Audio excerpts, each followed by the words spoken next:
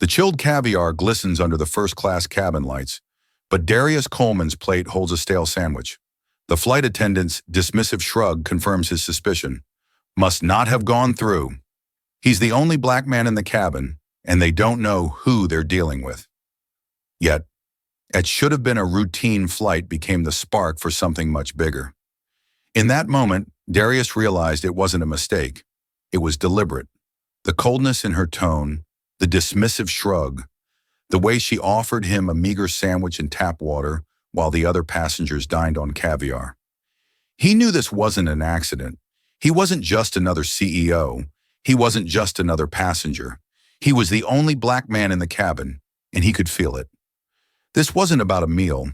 It was about being underestimated, disrespected, and dismissed yet again. And Darius Coleman wasn't the type of man to let that slide. What happened next would change everything for Stratus Air and send a powerful message no one would forget. Keep watching to see how one small moment of disrespect turned into a game-changing power move. If you haven't subscribed yet, now is the time. Trust me, you'll want to see how this story unfolds.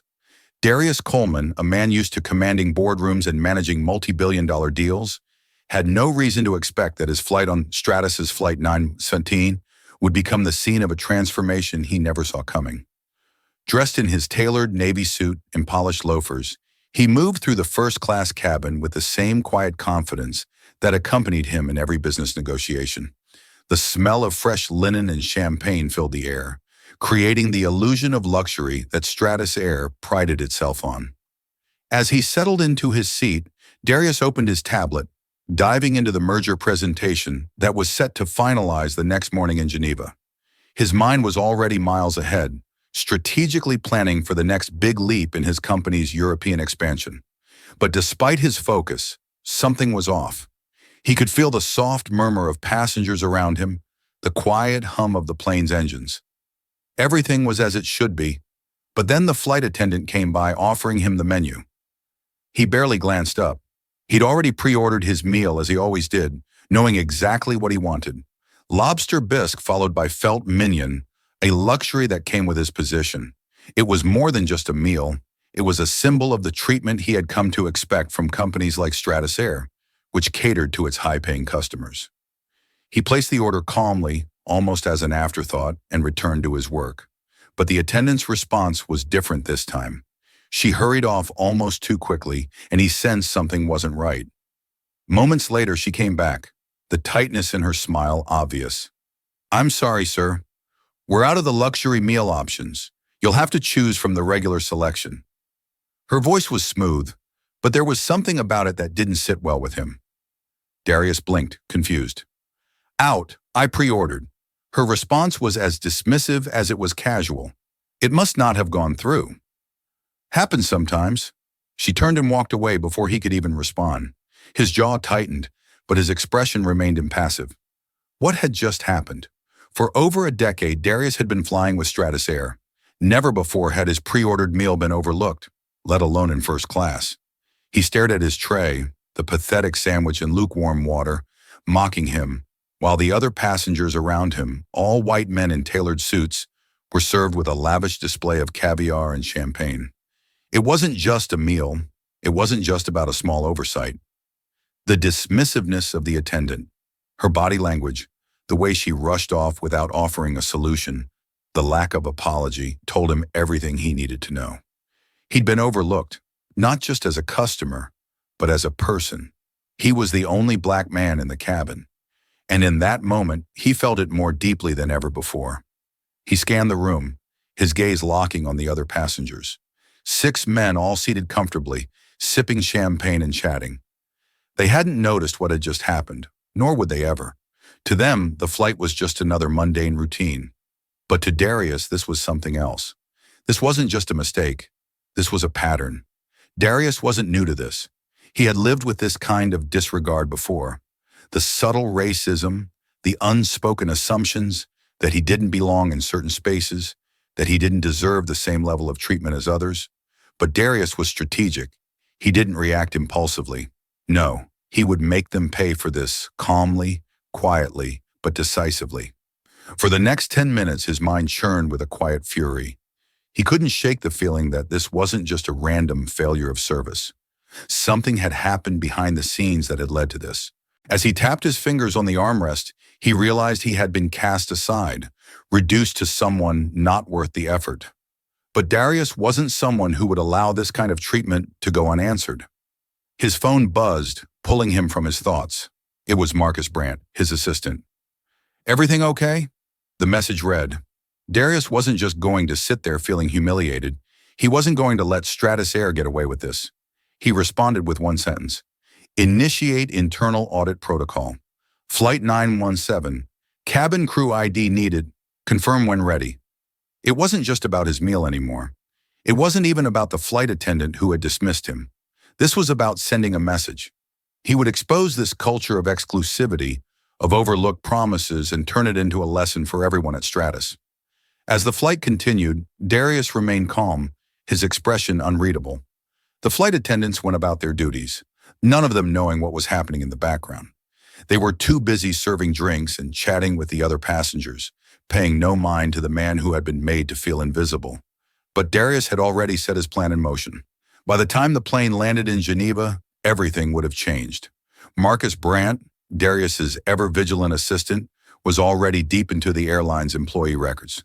His fingers moved swiftly over the keyboard, pulling up the personnel files of the flight attendants on board. He knew that Darius's requests weren't casual. Everything had a purpose. He accessed the records confirming his suspicions about the staff's behavior. The one flight attendant who had denied Darius his meal had a history of complaints, discriminatory remarks, rude behavior, even passive-aggressive comments about prioritizing certain guests. This wasn't an isolated incident. It was systemic. In the corporate world, the smallest act of disrespect can cause ripples. For Darius, it was never just about getting even. It was about exposing the system and forcing change, making sure that no one would ever be treated this way again. Darius tapped the service button again, this time more deliberately. When the older flight attendant approached him, there was a visible hesitation in his step, like he already knew something had shifted. Darius wasn't the same man who had quietly ordered his meal earlier. His voice was calm but firm as he asked for clarification on the meal issue again, his eyes never leaving the attendant's face.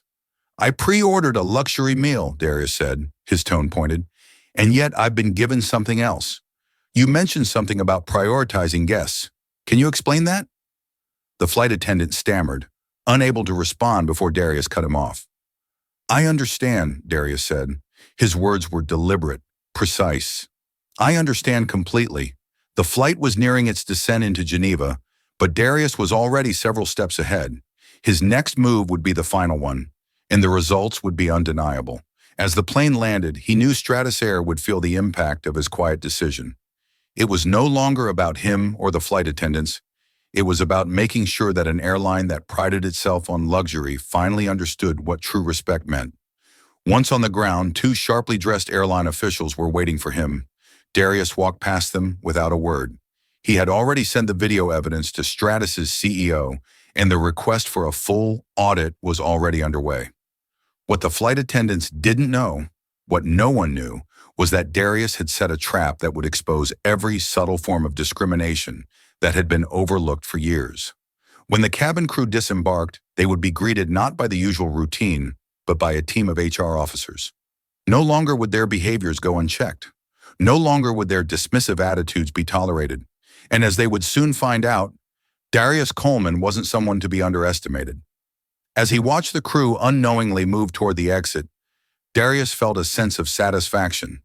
He didn't need to say anything to them. He didn't need to make a spectacle. They would soon realize that their behavior had consequences. Consequences they couldn't escape. The transformation had already begun. As the plane touched down in Geneva, Darius Coleman's plan was already in motion. The cabin crew, still unaware of what was coming, went about their usual routine, thinking everything was fine. But the reality was far from that. The minute they stepped off the plane, they were met by HR insecurity, their careers unraveling before their eyes. They had no idea that their actions, small slights of discrimination, dismissive attitudes, and favoritism had just led to their termination. All because they didn't recognize the power in front of them when it was seated in seat 1A. The flight attendants who had underestimated Darius didn't get a dramatic confrontation. Instead, they were quietly escorted away, their employment records frozen, their actions under review. This wasn't just a firing, it was a statement. One simple act of disrespect had unraveled the system of complacency that had allowed such behavior to go unchecked. Darius's message was clear. No one, no matter how high or low, should ever be treated as less than anyone else. By the time Stratus's leadership found out, the change was already in motion. It wasn't a loud protest or a public outcry. It was a quiet, calculated strike that left them no choice but to acknowledge the flaws in their service and culture. Darius had done more than just hold the crew accountable. He had sparked a shift in an entire company's values, proving that respect and equality are not optional. They are non-negotiable. The crew didn't just lose their jobs, they lost the privilege of thinking they could dismiss anyone. If this story struck a chord with you, don't forget to like, share, and subscribe to Real Life Stories New. Help us hit 10,000 subscribers so we can continue bringing you powerful stories like this one that inspire real change.